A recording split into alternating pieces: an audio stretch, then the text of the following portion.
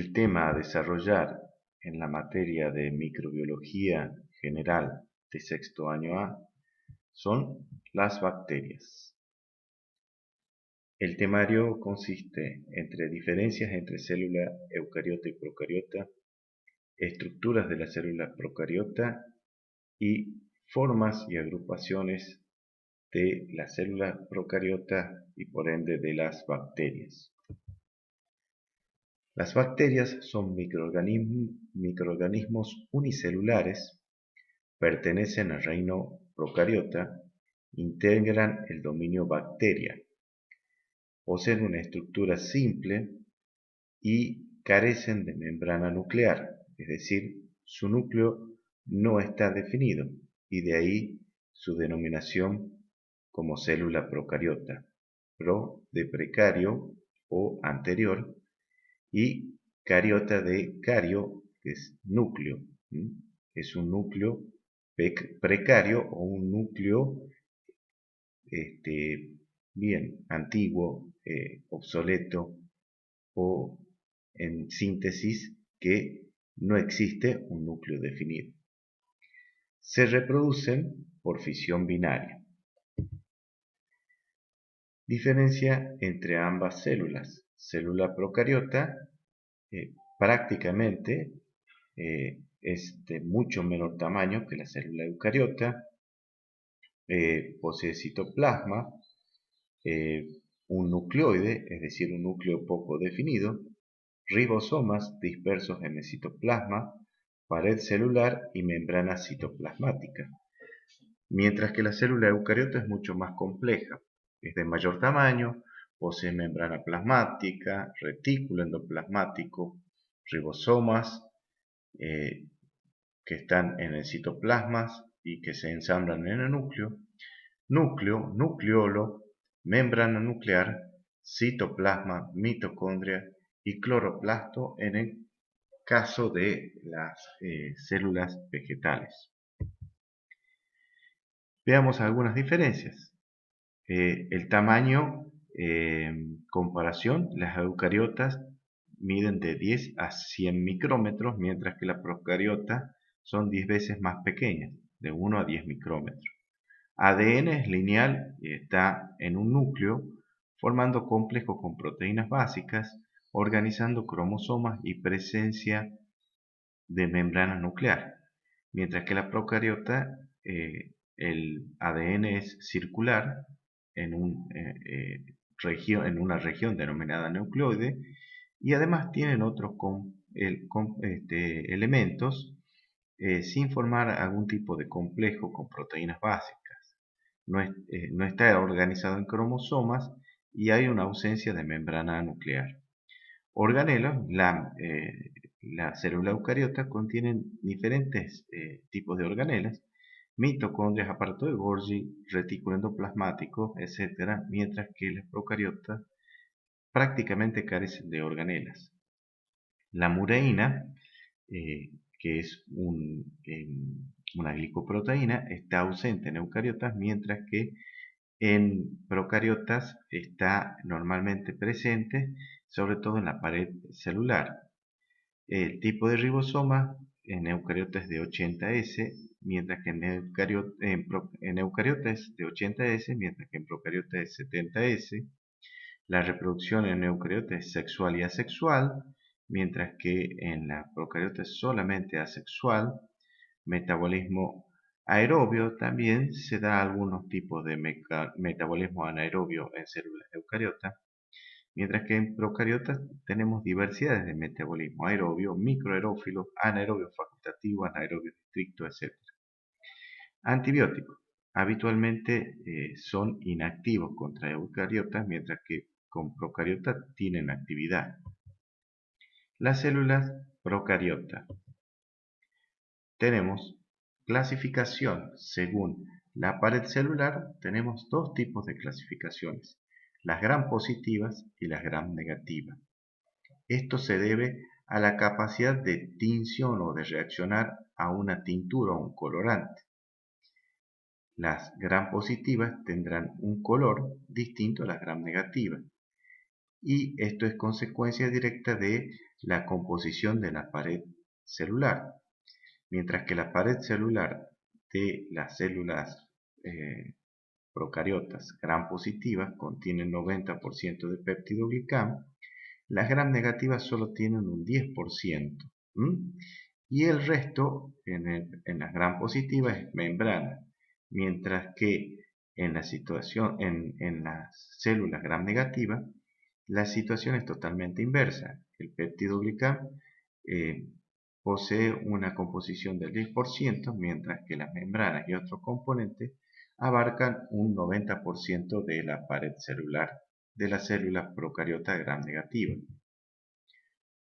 El metabolismo, según la fuente de carbono, pueden ser autótrofas o heterótrofas. Según la fuente de energía, pueden ser fotótrofas o quimiótrofas, y el aceptor de electrones, en el caso de las heterótrofas, pueden ser aerobias o anaerobias. El tamaño de las bacterias. Las bacterias pueden medir menos de 1 micrómetro y hasta 20 micrómetros cuando mucho. Tenemos los cocos, ya veremos a continuación, más adelante, que son los cocos. Tienen forma de 0,2 a 2 micrómetros, los bacilos de 0,2 a 2 micrómetros y una longitud de entre 1 a 10 micrómetros. Existen otros tipos de bacterias que son las rickettsia, las clamidias y micoplasma, que son aún más pequeñas. En este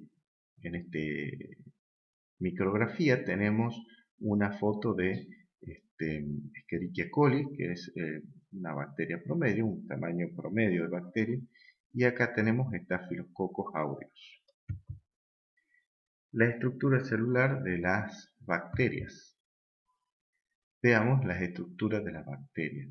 Tenemos estructuras, o sea, componentes estructurales que son invariables, es decir, aquellos que siempre están presentes, y que además son esenciales para la vida de la bacteria. Tenemos además otras estructuras, otros componentes que son variables y que también se conocen con el nombre de facultativo y que otorgan algún tipo de ventaja a las bacterias que las poseen, pero no son esenciales para la vida. Entre estos elementos tenemos los invariables, tenemos citoplasma, nucleoide, mesosoma, ribosomas, membrana celular, invariable sería pared celular, y allí empezamos con los variables.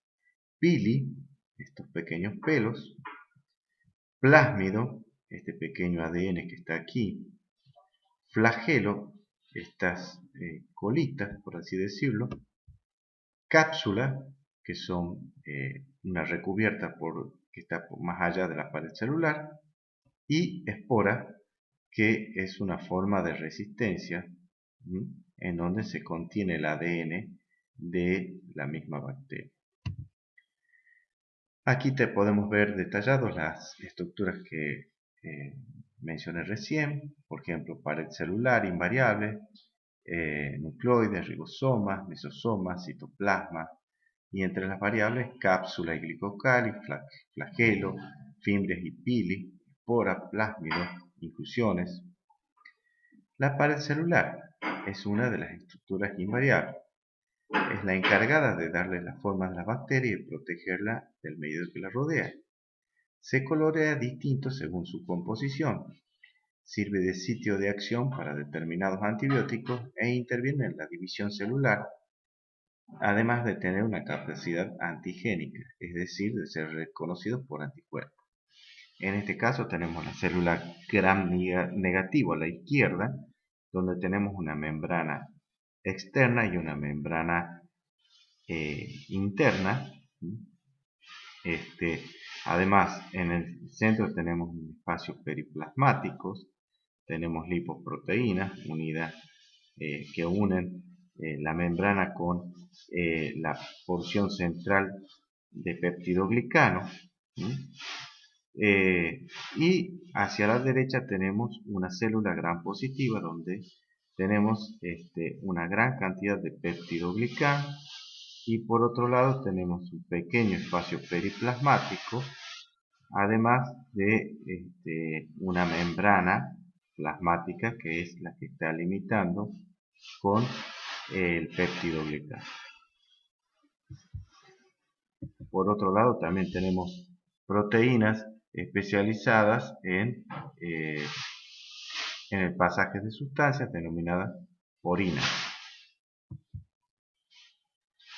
La pared celular es una estructura, como verán, rígida, que bien decía, delimitaba la región externa con la región en la que contiene la membrana plasmática. Podemos ver que existen vesículas de membrana que son características en las células gram negativas. Estas vesículas de membrana se forman por pliegues de la membrana plasmática. Están formadas por lípidos y proteínas de la membrana externa con el material periplasma y factores de virulencia. Tenemos además otros tipos de pared celular, más allá de las que se clasifican en gram positivas y gram negativas. Tenemos las micobacterias que son ácido alcohol resistentes, ya que pueden resistir a la tinción con un decolorante compuesto por ácido y alcohol.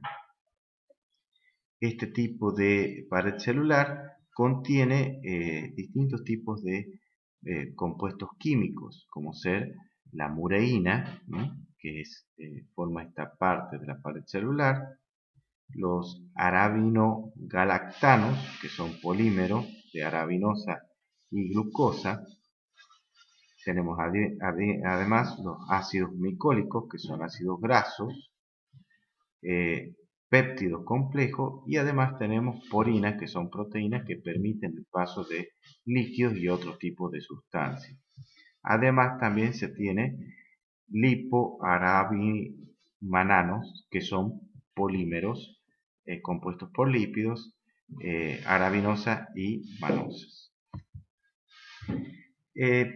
Existen algunas alteraciones en la pared celular, lo que se denominan las formas L. Hay bacterias que pierden con facilidad la pared y se las conoce como el nombre L. Si el medio es favorable, pueden volver a la forma original de la pared, que son las formas L inestable. Las formas L estables pueden ser causa de la resistencia a antibióticos. Así, por ejemplo, pueden haber algún antibiótico que ataque la pared celular. La bacteria puede optar por ir a la forma L, es decir, una pared celular alterada, no del todo completa, no cerrada herméticamente, hasta que se pase el efecto adverso del antibiótico, y de esa manera se retoma la configuración original. También existen micoplasmas, que son otro tipo de pared celular.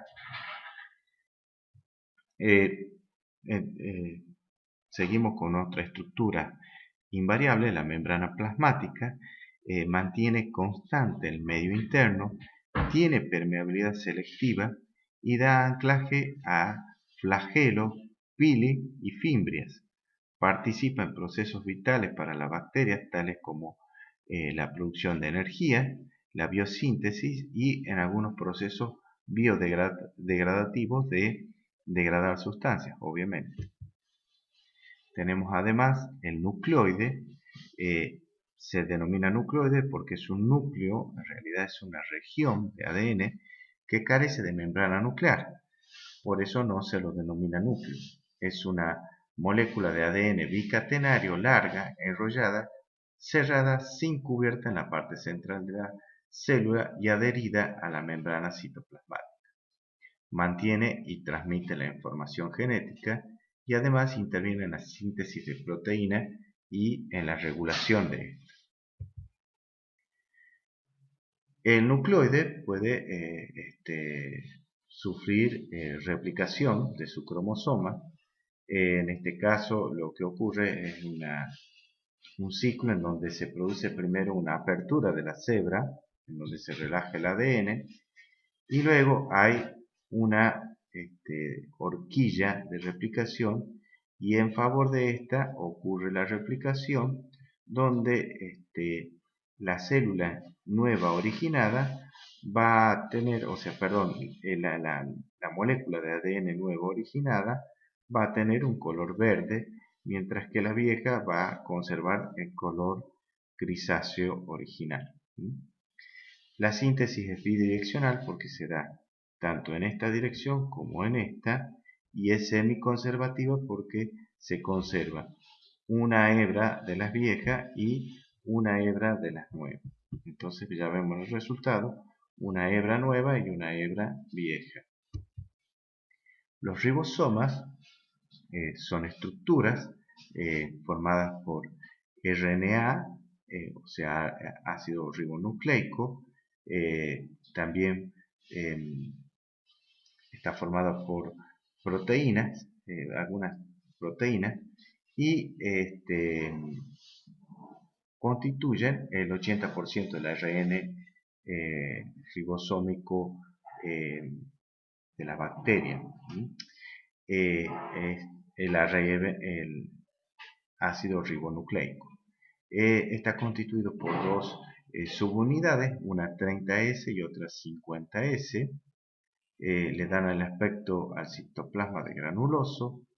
Está constituido por proteína y ARN ribosómico. Realiza la síntesis de proteínas.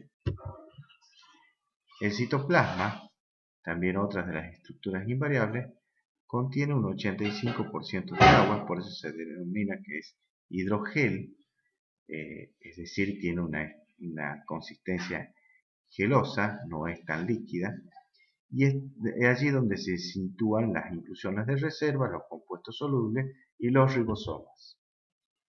También están los mesosomas, que son invaginaciones de la membrana plasmática hacia el interior del citoplasma, es decir, son como pliegues que tiene la membrana hacia el interior de la célula. Pueden ser centrales o septales, al parecer implicados en la replicación del ADN y en la formación de tabique que origina dos células en la división celular. Pueden ser laterales y quizás sirvan para incrementar la superficie de contacto de la membrana en proceso de exportación de proteínas al exterior y a la superficie celular. La cápsula es una cubierta de polisacárido que le brinda protección, le da a algunas bacterias carácter de virulencia, también le confiere de esta manera antigenicidad, y sirve también, se utiliza para la preparación de vacuna. Sirve a las bacterias para adhesión, para evitar la fagocitosis y para protegerla de la desecación. La cápsula es hidrofílica y posee un gran contenido de agua, hasta un 90%. Tiene consistencia viscosa y gelatinosa y rodea a una o varias células. Vamos con el glicocálix. Las bacterias gram positivas, la matriz está realmente constituida por los ácidos licoteicóticos. En las bacterias negativas, la matriz corresponde a los polisacáridos O. La carga neta del exterior de la célula es negativa, formado por un material polisacárido adherido a la pared celular. Ayuda a configurar la denominada biopelícula bacteriana, constituida por diversos tipos de microorganismos. Vamos ahora con las estructuras. Estamos viendo las estructuras variables y en este caso nos toca el flagelo. Es el responsable de la movilidad de la bacteria. Son estructuras finas, largas, onduladas o sinuosas, no ramificadas y muy frágiles. También definen la patogenicidad de algunas bacterias y también la antigenicidad, y permiten la quimiostaxis, es decir, el desplazamiento en favor o en contra de un gradiente químico. Para tener presente todas las estructuras que sean variables o invariables aparecerán clasificadas siempre en este sector de la diapositiva. Como podemos ver, el flagelo es variable, es decir, puede o no estar presente. Y tenemos distintos tipos de flagelo. Monótricos, aquel que se sitúa como uno solo en el polo. Anfítricos, que se sitúan en los laterales. Los fótricos, que forman como un flequillo. Y perítricos, que se sitúan alrededor de la bacteria. También están las fimbrias, son filamentos proteicos hereditarios, que son cortos y finos, mucho más cortos que los flagelos, dan adhesión, además forman películas y es parte del factor de virulencia de las células de las bacterias patógenas. Acá podemos ver, son mucho más abundantes, más delgados que los flagelos. El pili son también estructuras proteicas, son más largos y anchos que la fimbria e incluso que los flagelos y dan algún tipo de adhesión sobre las superficies y además sirven para transferencia de material genético entre bacterias. Otras estructuras variables son las esporas, son formas de reposo, de resistencia, tienen el metabolismo detenido, es decir, no hay asimilación de nutrientes, resisten a condiciones adversas como ser la desecación, altas temperaturas, radiaciones ultravioletas y algunos químicos, y están en el interior de la célula bacteriana. Acá podemos ver cómo podemos encontrar, de acuerdo a su ubicación, las esporas. Acá tenemos en forma terminal, formando lo que sería una estructura similar a un palillo de tambor. Puede estar subterminal, casi en la región lateral, y acá en la región central, ocupando siempre el centro.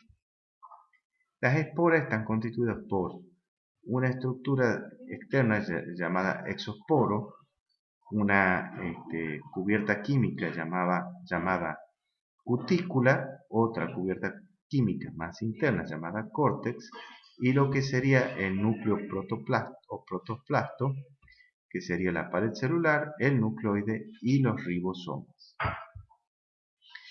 Otra estructura variable es el plásmido, puede otorgar resistencias a los antibióticos, producción de antibióticos, tienen en su interior mecanismos para la patogénesis, también otorgan algún tipo de capacidad metabólica, porque puede otorgar la capacidad de fermentar otro tipo de azúcares. También tienen los genes necesarios para la producción de ciertos pigmentos y pueden transferirse de bacterias a bacterias. Luego están las inclusiones, las más comunes son las inclusiones de reserva, son pequeños gránulos que se observan dentro de una célula y se forman por acumulaciones de productos químicos. Así, por ejemplo, tenemos algunas de reservas como por ejemplo de azufre, gránulos de polifosfato, gránulos de sustancias magnéticas, de algunos elementos o metales magnéticos que son los magnetosomas, o bien inclusiones que son pequeñas vesículas de gas que les permiten a algunas bacterias en un medio líquido flotar. Finalmente, ¿qué deberíamos recordar de las estructuras bacterianas? Acá tendríamos un resumen. Membrana plasmática, que es una barrera de permeabilidad selectiva, permite el transporte de nutrientes, el desarrollo de reacciones metabólicas, detección a estímulos internos, la generación de energía, la pared celular mantiene la forma, protege frente a la lisis osmótica, El espacio periplasmático contiene enzimas hidrolíticas, contiene quimiorreceptores. La cápsula le otorga adherencia a la superficie, protección y resistencia a la fagocitosis, el flagelo movilidad, la fimbria, adherencia a superficie, el nucleoide, donde se localiza el material genético, el plásmido, permite cierta resistencia a los antibióticos, es un factor de virulencia, también contiene material genético extracromosómico. Los ribosomas intervienen en la síntesis de proteínas. Las endoesporas forman parte de la supervivencia y son muy resistentes, o sea, les otorga resistencia. Y los cuerpos de inclusión tenemos a aquellos que tienen como los que vimos recién, como aquellas estructuras de, de inclusión de reserva, son aquellas que pueden tener como fuente de reserva eh, hidratos de carbono, por ejemplo, o un sistema para flotar en el caso de las vesículas de dióxido de carbono. Algunas formas y agrupaciones bacterianas. Tenemos los cocos, que son aquellas formas esféricas que se pueden además agrupar de a dos, conocido como diplococo, las tétradas, que son agrupaciones de 4, los estreptos, que son en cadena, la zarcina, que tenemos agrupaciones de 8 cocos, y los estafilococos, que tienen forma de racimo de uva. Otro tipo de formas son los bacilos, que tienen formas más bien de bastones. Y así tenemos distintas agrupaciones de bacilo. El bacilo individual, aquellos que son fusiformes o claviformes, que tienen forma de clavo. Pueden agruparse en empalizadas, como si fuera una cerca, lateralmente uno a la par de otro. Por los polos, como ser los diplobacilos, o en cadena, como los streptobacilos. Tenemos formando letras, como la letra B, la letra T. Tenemos filamentosos y tenemos los cocos bacilos, que son formas más bien esférica y cilíndrica a la vez. O sea, es un híbrido entre ambas formas. Otras formas podemos hallar espiraladas, o sea, formando algún tipo de... las espiraladas acá tenemos distintos, tenemos vibrios, que son tipo como comas, los espirilos, que son como este, algún tipo de espiral, el treponema, ya perdón, acá está, que es un bucle un poco más compacto, y la leptospira, que es un bucle un poco más relajado. Y la pleomorfis o aquellas formas pleomórficas, cuando no tienen alguna forma definida, puede adoptar distintas formas, fibrilares, como vemos acá, algunos vibrios, como vemos acá, algunos bacilos, en fin, tenemos distintas formas. Acá podemos ver también variadas formas, agrupaciones, diplobacilos, algunos cocos. Bueno, esto fue todo. Muchas gracias.